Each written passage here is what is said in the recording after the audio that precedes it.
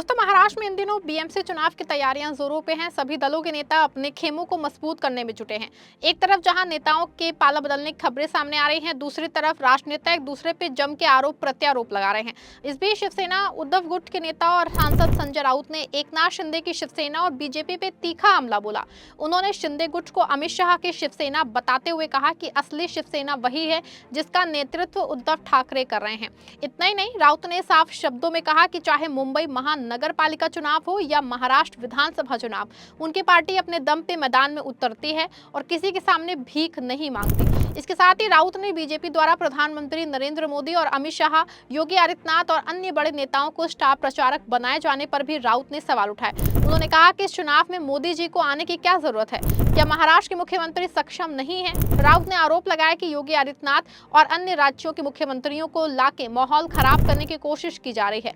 उन्होंने कहा कि अगर कोई कहता है कि मुंबई में सिर्फ जय श्री राम का नारा चलेगा, तो वो मानते हैं कि मुंबई में जय महाराष्ट्र का नारा ही चलेगा। इस दौरान उन्होंने और क्या कुछ कहा, आप इस वीडियो में देखिए। बात ऐसी है कि ये महानगर पालिका का चुनाव है। प्रधानमंत्री आप ग्राम पंचायत को भी जाते हैं। हाँ, पूरे देश के केंद्रीय मंत्री, राज्य के मुख्यमंत्री योगी जी मुंबई में आकर डेरा डालेंगे। 11 तारीख को प्रधानमंत्री जी एक धार्मिक कार्यक्रम में आ रहे हैं। धार्मिक कार्यक्रम में 13 तारीख को प्रचार थम जाएगा। 15 को चुनाव है मुंबई महानगर पालिका, ठाणे, सब कुछ।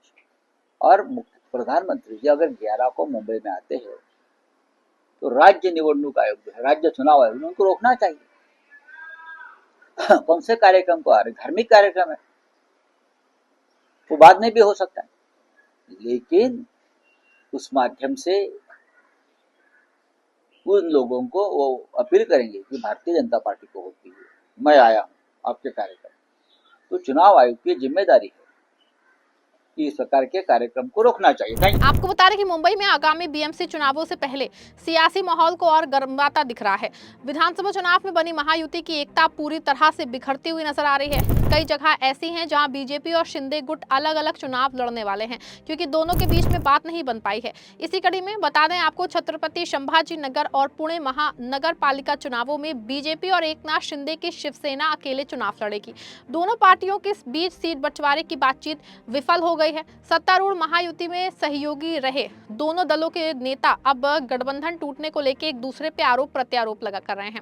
छत्रपति संभाजी नगर में शिवसेना विधायक और मंत्री संजय शिरसाट ने दावा किया है कि बीजेपी ने क्षेत्र में अपनी बढ़ती ताकत के कारण अहंकार में आके गठबंधन तोड़ा है।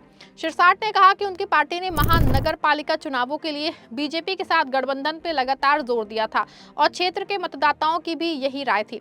उन्होंने कहा कि हालांकि कुछ स्थानीय बीजेपी नेताओं ने जानबूझ करके गठबंधन तोड़ दिया, हमें इस गठबंधन के टूटने का दुख है। उन्होंने आरोप लगाया कि मुख्यमंत्री देवेंद्र फडणवीस के साथ विवादित सीटों पे गतिरोध को सुलझाने के लिए हुई बातचीत के बावजूद इस मुद्दे को जानबूझ करके फिर से उठाया गया। शिवसेना के मंत्री ने दावा किया कि बीजेपी ने शिवसेना के अंधेरे में रख के सीट बंटवारे पर बातचीत जारी रखी और साथ ही अपने उम्मीदवारों को तैयार करती रही। उन्होंने कहा कि शिवसेना ने अब अपने सभी उम्मीदवारों को नामांकन पत्र दाखिल करने को कहा है और संभावित बाधाओं को लेकर आशंका व्यक्त की है। बता दें आपको, इन दिनों महाराष्ट्र में एक तरफ जहां चुनावी तैयारियां चल रही हैं, दूसरी तरफ बयानों की बरसात हो रही है। इसी बीच शिरसाट के आरोपों को खारिज करते हुए बीजेपी मंत्री अतुल सावे ने शिवसेना नेताओं पर सीट बंटवारे पर बार बार अपना रुख बदलने का आरोप लगाया। सावे ने कहा कि शिवसेना नेताओं ने उन सीटों की मांग की जहां से बीजेपी पार्षद लगातार जीतते जा रहे हैं। उनके अहंकार के कारण ही गठबंधन टूटा। उन्होंने कहा कि बीजेपी अब भी गठबंधन की इच्छुक है, लेकिन शिवसेना को आगे आना होगा क्योंकि नामांकन दाखिल करने के लिए केवल कुछ ही घंटे बचे हैं। बीजेपी नेता और राज्यसभा सदस्य भगवंत कराड ने भी जो है इसी तरह के विचार व्यक्त करते हुए कहा कि बीजेपी ने शिवसेना को अधिक सीटें देने की उदारता दिखाई थी, लेकिन उनकी मांगें बढ़ गईं। पुणे में भी सीट बंटवारे की बातचीत विफल होने के बाद बीजेपी और शिवसेना ने अकेले चुनाव लड़ने का फैसला किया है। पिछले कुछ दिनों से गहन बातचीत के बावजूद कथित तौर पर शिवसेना को अपेक्षित सीटें न मिलने के कारण बात नहीं बन पाई। शिवसेना नेता नाना भानगिरे ने कहा कि बीजेपी द्वारा केवल 16 सीटें देने के बाद पार्टी ने स्वतंत्र रूप से चुनाव लड़ने का फैसला किया।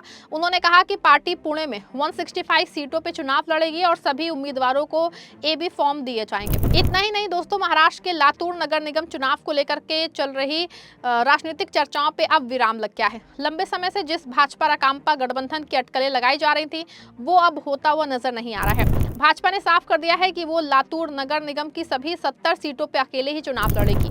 भाजपा के चुनाव प्रभारी और राज्य के पूर्व मंत्री संभाजीराव पाटिल नीलांगेकर ने कहा जानकारी दी। उन्होंने कहा कि भाजपा ने राकांपा के साथ गठबंधन को लेकर गंभीर प्रयास किए थे, लेकिन बात नहीं बनी। नीलांगेकर के मुताबिक जिले में राकांपा के कई वरिष्ठ नेता गठबंधन के पक्ष में थे और उन्होंने इसके लिए इच्छा भी जताई थी। हालांकि पार्टी के दूसरे और तीसरे स्तर के पदाधिकारियों के विरोध की वजह से ये गठबंधन साकार नहीं हो पाया। उन्होंने दावा किया कि इन्हीं अंदरूनी मतभेदों के कारण बातचीत आगे नहीं बढ़ सकी। भाजपा नेता ने यह भी कहा कि राकांपा के कई बड़े चेहरे, जिनमें मंत्री बाबा साहेब पाटिल, पूर्व मंत्री संजय बंसोड़े और एमएलसी विक्रम काले शामिल हैं, गठबंधन के तहत चुनाव लड़ने के लिए उत्सुक थे। इसके बावजूद पार्टी नेतृत्व के साथ खड़े कुछ पदाधिकारियों ने समझौते को कथित तौर पर नाकाम कर दिया। गठबंधन टूटने के लिए जिम्मेदार लोगों के नाम लेने से नीलांगेकर ने इनकार कर दिया। आपको बता दें कि उन्होंने राकांपा के जिला नेतृत्व को सलाह दी कि वो ऐसी ताकतों से सतर्क रहें जो भविष्य में भी राजनीतिक तालमेल को नुकसान पहुंचा सकती हैं। हालांकि आपको बता दें कि इस बार के चुनाव में बीजेपी के सहयोगी दल उनका साथ नहीं दे रहे हैं। यही वजह है कि बीजेपी को कई जगहों पे आलोचनाओं और विरोध का सामना करना पड़ रहा है। इतना ही नहीं, सहयोगी दलों के अकेले चुनाव लड़ने के इस फैसले ने बीजेपी को मुश्किलों में डाल दिया है। वहीं गठबंधन टूटने के लिए जिम्मेदार लोगों के नाम लेने से नीलांगेकर ने इनकार कर दिया है। आपको बता दें, उन्होंने राकांपा के जिला नेतृत्व को सलाह दी है कि वो ऐसी ताकतों से सतर्क रहें जो भविष्य में भी राजनीतिक तालमेल को नुकसान पहुंचा सकती हैं।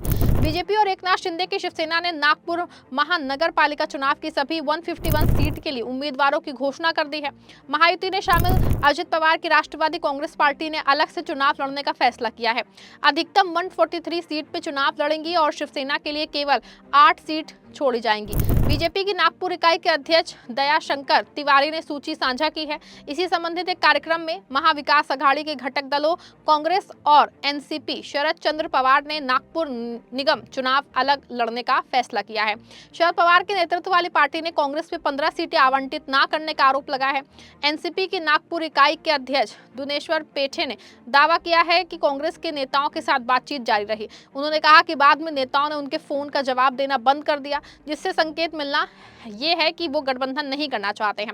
एनसीपी नेता ने आरोप लगाया कि ऐसा लगता है कि कांग्रेस बीजेपी की मदद करना चाहती है और इसीलिए उसने हमारे साथ गठबंधन ना करने का फैसला किया है। महाराष्ट्र में 29 नगर निकायों के चुनाव 15 फरवरी को होंगे और मतगणना अगले दिन होगी, जिसको लेकर सभी दल एक्टिव मोड में नजर आ रहे हैं और जम के तैयारियां हो रही हैं। अब देखना होगा कि इन चुनावों में किस दल को कितनी सीटें मिलती हैं और किसको हार का सामना करना पड़ेगा। खैर, इस पूरी खबर के बारे में आप क्या सोचते हैं, अपनी राय कमेंट सेक्शन में जरूर बताइएगा। खबर को लाइक करिएगा, चैनल पर नए हैं चैनल को सब्सक्राइब भी करिएगा।